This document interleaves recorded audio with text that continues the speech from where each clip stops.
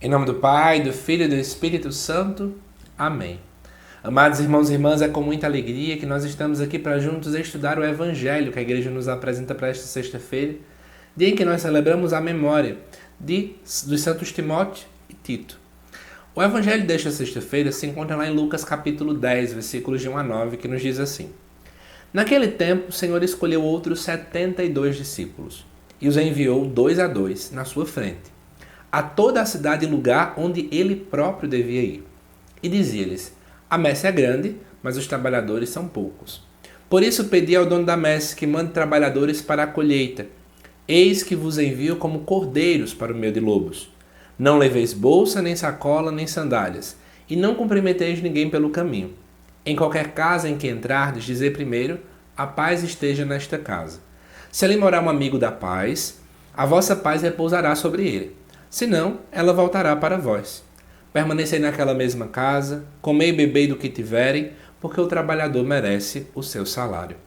Não passeis de casa em casa. Quando entrardes numa cidade e fordes bem recebidos, comei dos que vos servirem. Curai os doentes que nela houver e dizei ao povo: o reino de Deus está próximo de vós. Primeira coisa, esse evangelho apresenta-se aqui para mostrar que além dos 12, Jesus chamou mais pessoas. E aí a gente vai lembrar então aqui de outras pessoas que vieram depois, como Timóteo, como Tito. Mas eu quero trazer algumas nuances desse texto, né? Aqui diz que Jesus escolheu 72 discípulos, os enviou a lugares onde ele próprio devia ir. Primeira chave de leitura para a gente. Todos aqueles que são chamados, que são vocacionados, que são convocados por Deus, eles devem ir nos lugares onde o próprio Jesus deve ir. Então, olha que missão linda que nós temos. Nós precisamos ir a lugares onde o próprio Jesus precisa ir. Jesus precisa ir naquela família que está bem desestruturada. Jesus precisa ir naquele local onde tem muitas pessoas infelizmente viciadas em droga. Jesus precisa ir naquele lugar onde muitas pessoas elas são ateias. Jesus precisa ir naquele lugar onde tem pessoas vazias de sentimento, de existência de vida, de sentido. Claro que sim. Está vendo a importância de entendermos que nós somos chamados a estar em todos os lugares anunciando a pessoa de Jesus Cristo? Mas continuando. Depois Jesus diz: a messe é grande, mas os trabalhadores são poucos. É preciso pedir a Deus que mande trabalhadores para a colheita. Eu acho que tem uma coisa que a gente tem rezado pouco, né? É pedindo mais pessoas. A gente reclama às vezes muito, porque temos muita coisa para fazer, mas rezamos pouco pedindo mais pessoas para a messe.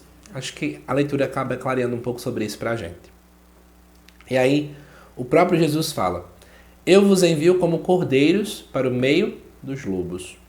Ou seja, eu vos envio como pessoas inocentes, pessoas, né, que não são tão, podemos dizer assim, tão ferozes como lobos, para o meio de lobos, pessoas que vão querer atacar vocês. Jesus é muito claro.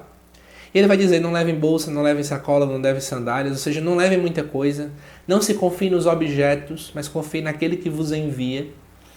Por que Jesus fala: não cumprimenteis ninguém pelo caminho, né? Nem passeis de casa em casa? Porque era assim que faziam os fariseus. Eles buscavam bajular as pessoas, e a evangelização vinha pela bajulação. Jesus sabe que o caminho não é esse. O nosso caminho é anunciar a pessoa de Jesus Cristo. É dizer quem Jesus é. Depois ele fala: em qualquer casa que vocês entrarem, digam: a paz esteja nessa casa. Ou seja, comecem desejando a paz de Deus. E aí, se por acaso ali morar alguém de paz, a paz ficará sobre aquela pessoa, senão voltará contra vocês. Para dizer o quê? Não importa qual seja o trabalho nosso da evangelização. A palavra de Deus sempre ela vai ter algum efeito. Seja sobre quem recebe, seja sobre quem dá. Então, por isso que a beleza da missão, né? Ou aquela pessoa que eu estou evangelizando vai ganhar, ou pelo menos eu mesmo já estou ganhando. Então, a palavra de Deus ela nunca é em vão. Eu quero finalizar fazendo sobre essa dinâmica do em vão, né? Quantas vezes a gente sente que a nossa evangelização ela não foi profunda, ela não teve efeito? Ah, porque eu fui evangelizar fulano de tal, esperei que tudo mudasse, nada mudou? Então parece que eu não sou um bom evangelizador, parece que eu não sou um bom missionário, talvez eu não sou uma boa pessoa para poder catequizar o povo. Tenha calma. A palavra de Deus ela sempre dá frutos, seja em quem escuta, seja em quem está enviando essa palavra. E eu espero que você possa de fato entender essa realidade e abrasar seu coração para essa compreensão, né? Que de fato o nosso Senhor Jesus Cristo, aquilo que Ele nos envia a fazer, sempre vai dar frutos, sempre. Então, convido você a parar de achar que sua evangelização ela é em vão. Às vezes a gente fica, eu queria falar isso para vocês, às vezes a gente fica meio triste, né?